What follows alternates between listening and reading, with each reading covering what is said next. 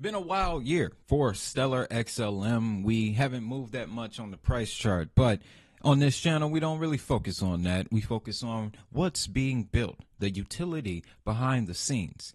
Last year, the UNHCR and Stellar Lumens came together for a cash-based pilot that originally started to help refugees out in Ukraine.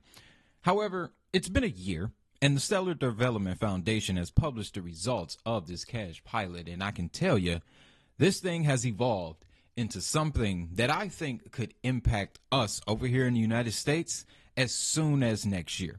Let's jump right into this. So we have a report. This was written by Danielle Dixon herself, and I must say, you have eloquent writing.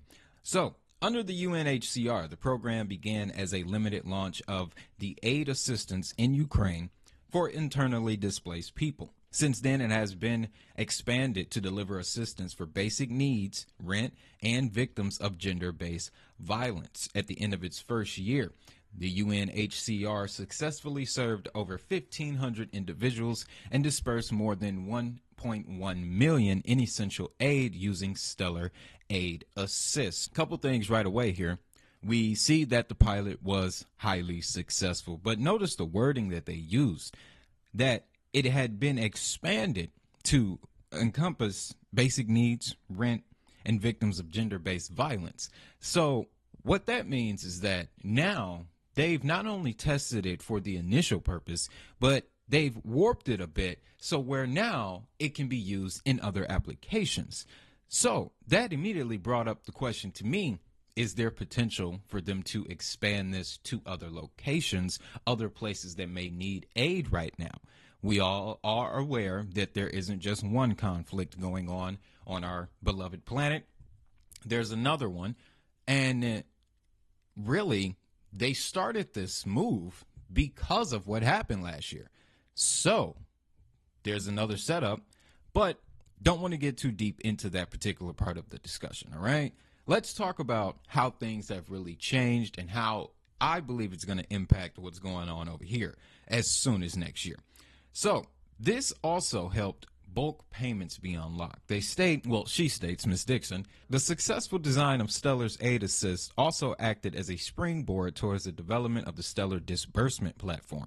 After building the initial technical platform to disperse payments in bulk, we knew this transformative platform was the unlock button from facilitating peer-to-peer payments to efficiently managing bulk payments.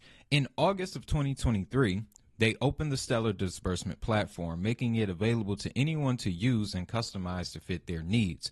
With it, organizations, governments, companies can facilitate bulk payments within and across international borders.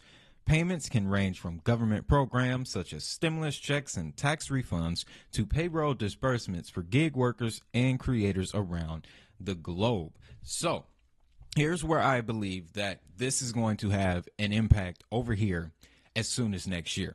I know in Michigan, our governor just pretty much allowed for the working family tax credit to come to us early here in Michigan. They're opening this tax credit up to hit people's accounts early.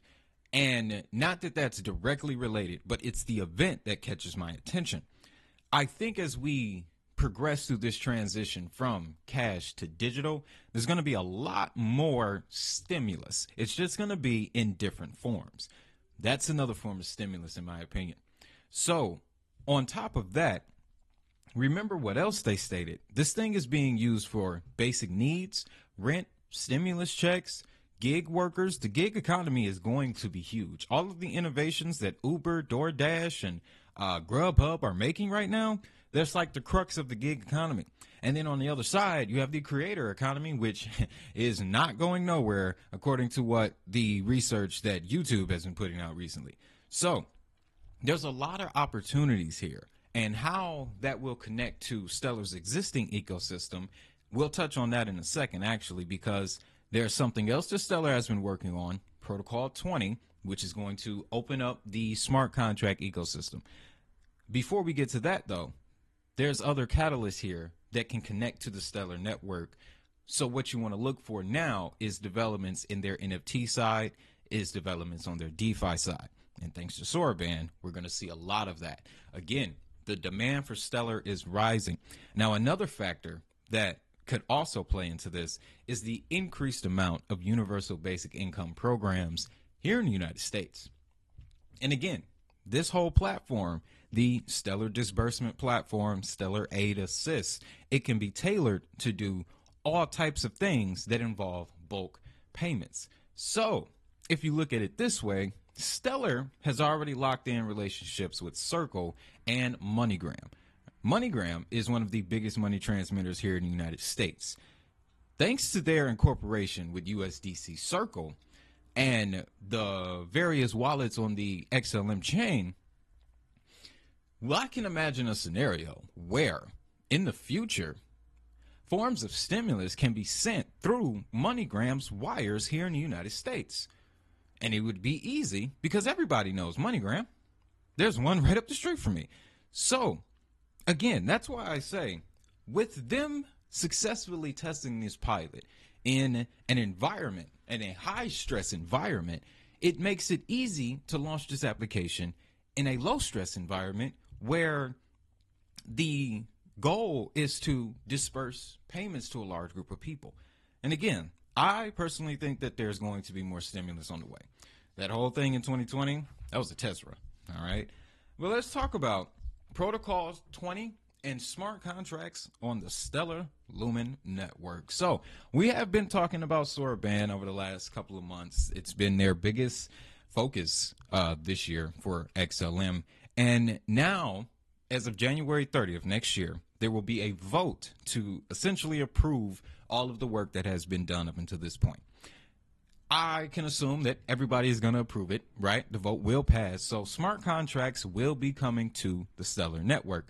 But what does this all mean? Well, thanks to our videos that we did with Flare Network and several other projects, we know that smart contracts are not common. But if you have the ability to do them, it opens you up majorly. So let's reading from Stellar's blog here. And this was written by, I believe, Tim Weller, another excellent writer. They got excellent writers over at Stellar. But he states, with Soroban, Stellar developers are empowered to do more on the network and have more room to innovate. And this doesn't take away from what the network already offers. In fact, Soroban's capabilities, coupled with Stellar's already established on-chain assets, easily leveraged with the Stellar Asset Contract and Global Anchor Network, give developers opportunity not experienced in other networks. So Stellar does have an ecosystem of assets. It's not a lot of liquidity in them right now, but there are a couple of them. One of them we discovered not too long ago, Relo token. This one is a Stellar asset. There's another one called Relo, and that one is focused on tokenization in the real estate market. It's very interesting, but it's a project that's hard to find. But they're working with Stellar. I've seen them pop up with Algorand before, and this is a Stellar asset. So these smart contracts, Soroban, it's going to open up the Stellar ecosystem to a lot more people, and it's going to bring a lot more functionality. Now, on top of, like we said, with smart contracts, you can develop all types of things, right? They go on to state that because the ecosystem has been consistently tinkering and developing on Soroban since the first preview release, there are now over 100 projects ready to launch with the mainnet upgrade, which that'll be voted on January 30th. Including developer tools such as Oracle's block explorers, IDEs, DeFi primitives such as automated market makers, lending and borrowing protocols, SDKs, RPC services, and many more. There are also many community-made tutorials and guides to help new developers get up and running with the platform quickly. So this is going to increase developer inclusion. And again, that list of different features that can be created. I know RPCs, we've been talking a lot about that. As a matter of fact, in our latest episode on Digibyte, they just landed a deal with a company that builds out these things for Web3 applications. So that's an idea of what you can expect.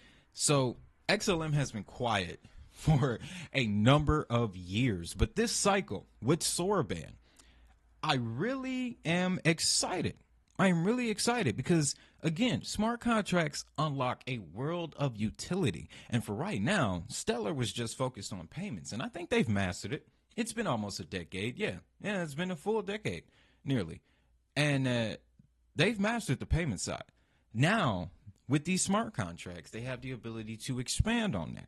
So, the Lightmint ecosystem on Stellar is about to get a boost. The Vibrant wallets, the Beans wallet, the Franklin Templeton investment app, all of those things, they're now about to have added functionality, improved security. Stellar is looking good for 2024.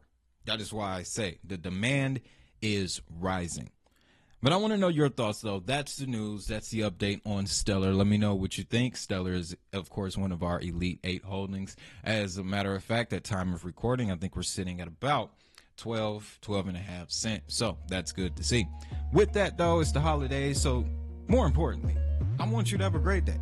Have a prosperous day. And always remember, if the money is digital, so is the hustle.